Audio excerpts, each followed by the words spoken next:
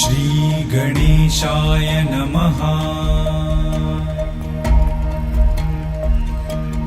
ॐ जपाकुसुमसङ्काशं काश्यपेयं महाद्युतिं तमोरिं सर्वपापघ्नं प्रणतोऽस्मि दिवाकरम्।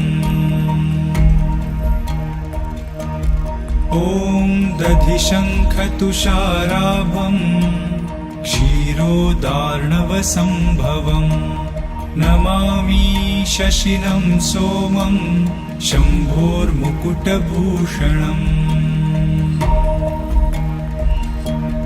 ॐ धरणीगर्भसम्भूतं विद्युत्कान्तिसमप्रभम् कुमारं शक्तिहस्तं च मङ्गलम्।